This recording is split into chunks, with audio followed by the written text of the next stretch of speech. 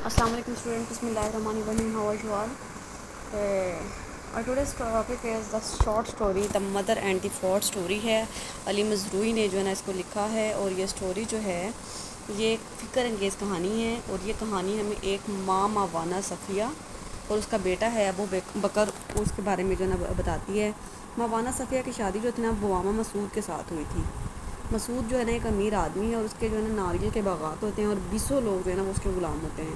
لیکن کینیا میں جو ہے نا جب غلاموں کی آزادی کے قانون کے بعد حالات جو تھے وہ بالکل چینج ہو گئے تھے. لیکن مسعود اور اس کے خاندان نے اس سماجی اور معاشرتی تبدیلی کو نظر انداز کر دیا تھا. مطلب یعنی وہ سوشل چینجز کو ایکسیپٹ کرنے کے لیے ریڈی نہیں تھے، جس کی وجہ سے ان کے حالات جو تھے نا وہ تیزی سے زوال کی طرف جانے لگے، اور یہ جو خاندان تھا ان کا وہ غریب ہونے لگا.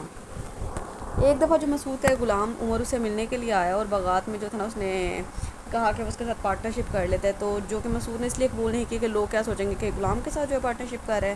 تو لہٰذا وقت کے ساتھ جو یہ گھر جو تھا نا یہ ان کی فیملی جو تھی بالکل غریب ہو گئی، اور جب ابو بکر پیدا ہوا جو ان کا بیٹا تھا تو صفیہ کے پاس کچھ بھی نہ تھا. تو وہ اپنی زمین کو ٹکڑوں میں بیچ کر گزارا چلا رہے تھے. مطلب کبھی کوئی حصہ بیچ دیتے تھے، کبھی کوئی حصہ بیچ دیتے تھے، اور اپنا جو تھا نا وقت پاس کرتے تھے. ابو بکر ابھی صرف 10 برس کا ہی تھا کہ اس کے خلاف محلے بھر سے شکایات آنا شروع ہو گئے. 21 سال کی عمر میں اس کو 4 سال تک جیل جانا پڑا. اب لیکن 45 برس کی عمر میں وہ پھر بھی جو ہے نا ایک اچھا آدمی اور بھلا شریف آدمی بن جاتا ہے. وجہ یہ تھی کہ ابو بکر جس قلعہ کی جیل میں بند تھا، اس قلعہ کی مسجد کی دیوار پر یہ حروف لکھے ہوئے تھے: اے دنیا کے حوادث میں تمہیں خوش آمدید کہتا ہوں، میں خدا کی پناہ میں ہوں.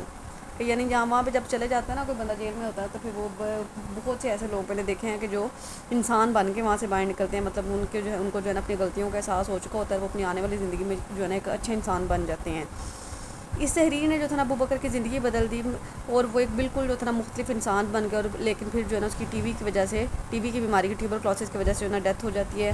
اب جب فورڈ جیسے اس کو جیل کی بجائے ایک عجائب خانہ کا درجہ دے کر عام لوگوں کے لیے کھول دیا گیا. فورڈ یعنی جہاں پہ وہ یہ نا جیل کا نام تھا فورڈ جیسا، جس میں وہ 4 سال بند رہا تھا.